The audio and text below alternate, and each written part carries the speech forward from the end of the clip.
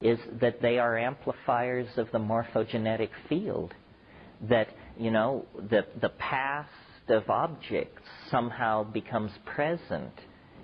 This would fit in with my notion that when you take a psychedelic, you are rising into some kind of superspace that can be mathematically described, because having the past be co-present with the present is a way of saying that you have shifted your dimensional relationship to the data field, and now it all appears to be one coherent thing. Yeah. What is the plant that grows in the southwest that has harmony in it? Pagamen harmala, the giant Syrian rue. Its original range is from Morocco to Manchuria, but at some time in the 19th century it was brought into this country as a range fodder for goats. I mean, it's a pretty rasty plant. It has small yellow flowers, and it's a kind of, it has succulent leaves, sort of water-holding leaves, and it looks like a form of sagebrush. And when you cut into it with a knife or a machete, it's brilliant yellow inside. And that brilliant yellow is the harmine. You just take the plant and make a brew of it? Or? Pound it up with a sledgehammer to separate the fibers and do a hot water wash on it. And then, you know, do a second hot water wash. Then get rid of the physical stuff, combine the two mother liquors and drive it down to a reasonable volume, and it'll do the trick. Yeah. You're probably familiar with a couple of reference books by Allegro and Puharich. John Allegro and Andrzej Puharich, yeah. Yeah. What's your assessment? Do you think there's any value if there is any?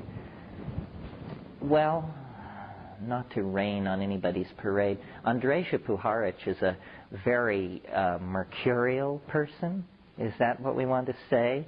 Recall that he was the guy who pushed Uri Geller for a long time, and they were forever tromping into the Negev and coming out with blank cassettes that had held the wisdom of the galaxy, but the aliens erased them before they let them return. That could happen here. So that's Andrzej Puharich. He's been around for a long time. I mean, you have to, these people are such eccentrics. I mean, you have to just respect people's persistence and survival power. But I think, you know, his scholarship and his notion of the rules of evidence is fairly divergent even from my fairly loose canon. So Allegro is a little different case. Do you all know the book The Sacred Mushroom and the Cross? He managed to hypothesize one of the most radical theories ever to come down the pike. I don't know how true it is, but his theory is that Jesus was a mushroom. And, you know, this would not probably have cut too much mustard, except that the guy was a Dead Sea Scroll scholar of world renown, had a scholar's grasp of Aramaic and Akkadian, and was fully licensed to be one of the people who tell us what the primary documents of Christianity really mean. The problem was, when Allegro got a hold of them, he said, well, what they really mean is that a sacramental mushroom was being grown in caves by Nabateans down around Qumran, and they called it Jesus in order to befuddle the Roman authorities, and created the cheerful theory of the friendly carpenter who tells us to render unto Caesar that which is Caesar's. And this was all a publicity stunt just to keep the Roman authorities guessing. And he claims he has textual support for this. The problem is, you have to be an Aramaic philologist to follow the argument. I mean, the argument is unbelievably tortured. There is a lot of question. There is a peculiar opaqueness about the early history of Christianity. I mean, if we are to try and take it seriously and understand what happened there, then it must be that, first of all, if we believe Christ was a real person, then he must have been born in 6 BC, because there was a conjunctio maxima of Jupiter and Saturn at that time, which is a good astrological event to hang the nativity on, which means then that the crucifixion would have occurred in 27. Well, why is it then that there are no mention of Christ can be pushed back earlier than AD 69? What was going on between 27 and 69? The Gospels are not contemporaneous. And the mention in 69 is not even a sure thing. It's in Suetonius. And he says, Jews have recently come to Rome agitating in the name of their leader Crispus. And that's the reference. And, it's puzzling. Because take a figure as minor as Mani. Mani is the founder of Manichaeanism. He was born in Seleucia Ctesiphon in the 700s.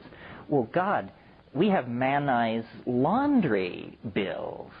I mean, we know how much he paid in taxes, the nickname he had for his dog. I mean, we have a lot of data on Mani. And so why a figure like Christ should be so peculiarly swathed in ambiguity if it was a real person with these people eager to chronicle it is a little hard to figure out. Didn't Mani have a big religion going in his own lifetime? I mean, kind of a big organization.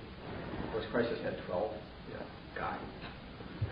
Yeah, I mean, Mani got right with it. I mean, he cultivated the court. He knew how to get his thing going, yeah.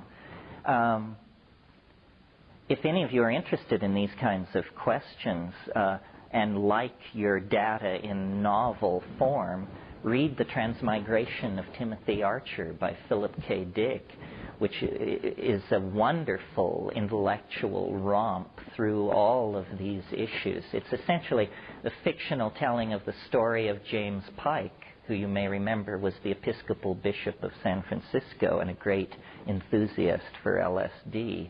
And he died in the Negev under very mysterious conditions. He parked his car and with a roadside map and a bottle of Coca-Cola in 115-degree heat, started walking toward the Dead Sea, and dehydrated and died.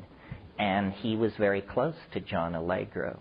You know, I'm not given to conspiracy theory, but you must have been following this whole hassle about the Dead Sea Scrolls.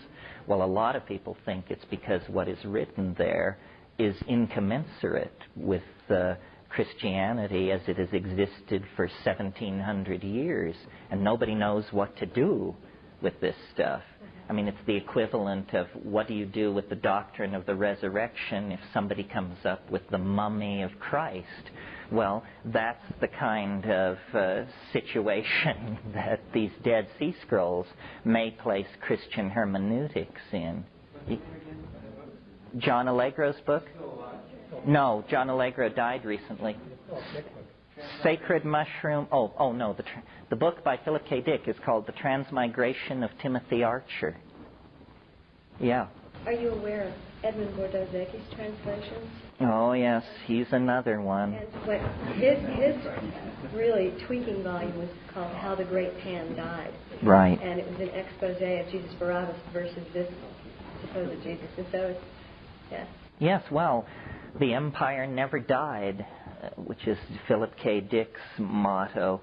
The Gnostic temperament is alive and well. In fact, there hasn't been a century as friendly to Gnosticism as the 20th since the 4th. So there you have it.